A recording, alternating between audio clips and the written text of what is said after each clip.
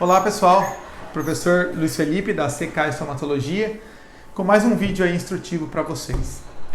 Então, a gente tem falado nos últimos vídeos aí a respeito de exames complementares e um pouco de processo diagnóstico. Então, só relembrando, recapitulando um pouco, o processo diagnóstico ele envolve uma série de exames, uma série de situações que começam desde a entrada do paciente no nosso consultório, passando por uma anamnese, naquele momento que nós perguntamos para o paciente o que ele sente ou por que ele está ali, se ele foi encaminhado. E dentro desse contexto a gente acaba indo para o exame físico para verificar que lesão que ele tem. E dentro desse exame físico a gente surge juntando todas as nossas informações obtidas na anamnese, na nossa observação do paciente, surgem algumas hipóteses diagnósticas ou até mesmo uma hipótese diagnóstica única, dependendo do caso. Essa hipótese diagnóstica ela pode ser nosso diagnóstico final, uma vez que pode ser um diagnóstico clínico mesmo, que não necessite de um exame complementar, mas essa lesão pode demandar um exame complementar para elucidar a nossa hipótese diagnóstica e a gente fechar esse diagnóstico final. Então, nos vídeos anteriores, a gente acabou falando bastante de exames complementares de sangue, laboratoriais. Eu expliquei da importância do hemograma, de por que pedir um exame de glicemia, um coagulograma em situações que até envolvam cirurgias, de ser algum exame não também com finalidade diagnóstica, mas com finalidade pré-cirúrgica, para a gente saber se aquele paciente está apto a um procedimento cirúrgico.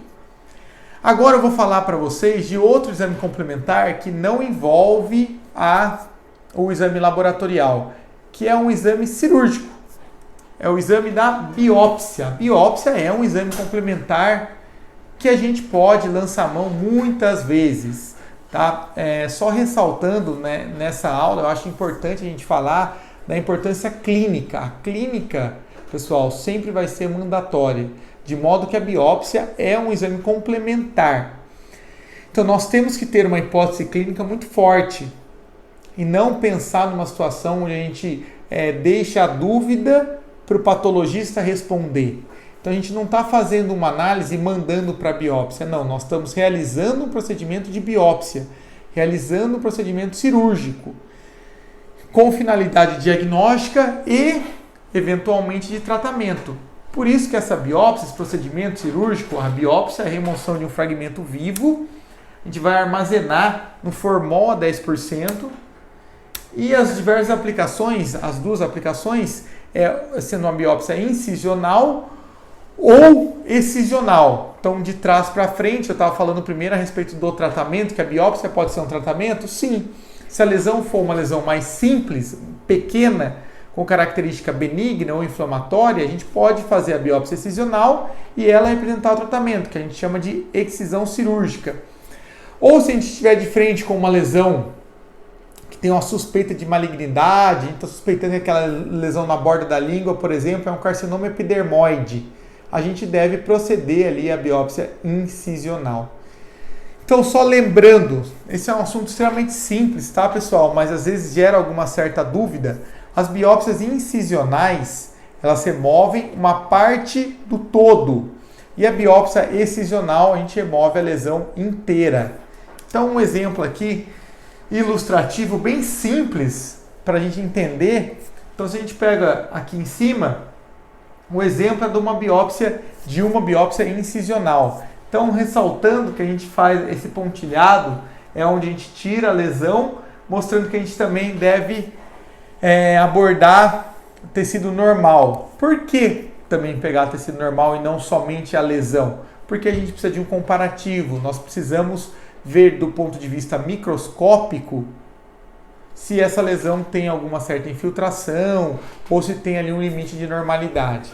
Então, essa biópsia ela é realizada, essa biópsia incisional aqui em cima, armazenada no formol a 10%, e enviada para um laboratório que vai fazer um exame histopatológico ou anatomopatológico, tá?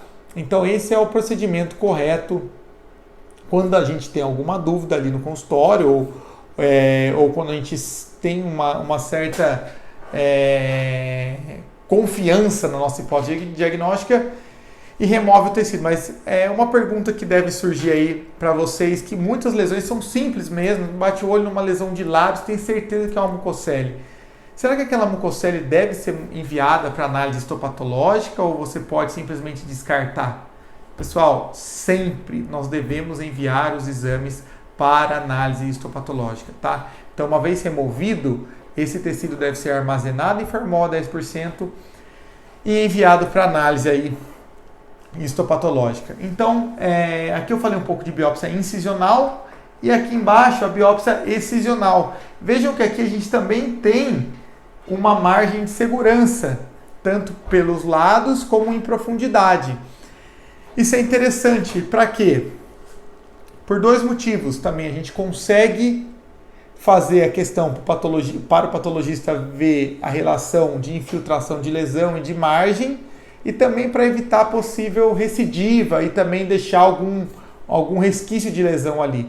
Então a importância da margem de segurança, ainda que num tecido onde você entenda que é um tecido benigno ou inflamatório e você quer ser, e talvez você queira ser econômico, tem que tomar um pouco de cuidado dessa economia. E às vezes a extensão, a margem de segurança realmente se torna muito importante nesse procedimento. Tá? Então eu vou ilustrar para vocês aqui com algumas lesões clínicas. Isso aqui é uma hipótese diagnóstica de fibroma de digitação, um nódulo céssio, bem simples mesmo, superfície lisa. Então que biópsia que a gente fez nesse caso? Uma biópsia excisional, removemos a lesão inteira e o prognóstico acaba sendo muito bom, muito favorável. E aí outra lesão mais simples que eu gostaria de mostrar, essa placa branca em bordo lingual com uma hipótese de leucoplasia. Leucoplasia, nós já temos alguns vídeos aqui e no futuro vamos fazer mais vídeos a respeito de lesões potencialmente cancerizáveis, que é a leucoplasia, uma lesão branca que pode ter ou que tem um potencial maior de virar um câncer. Então, nesse caso, a gente parte para uma biópsia incisional. Então, aqui vocês estão vendo a lesão inteira e a gente removendo aí uma parte da lesão. Tá? Então, um exemplo claro aí de uma biópsia incisional. Eu acabei falando para vocês desses dois casos de biópsia incisional e excisional e de biópsia de modo geral como um exame complementar que a gente pode sim lançar mão no consultório. Lembrando, todo caso devemos fazer biópsia? Não.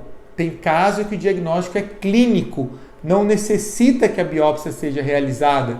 Em alguns casos, a biópsia nos fornece um resultado inespecífico.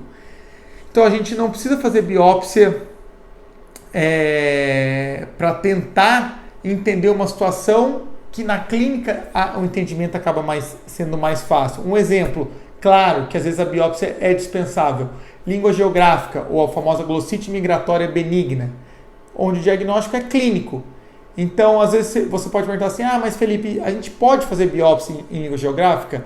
Até pode, tem alguns casos que ficam um pouco obscuros e casos que não são tão claros, mas de modo geral é um caso onde o diagnóstico é clínico. Porém, outras lesões necessitam sim da biópsia, seguida de um exame histopatológico, para que a gente possa fazer o diagnóstico.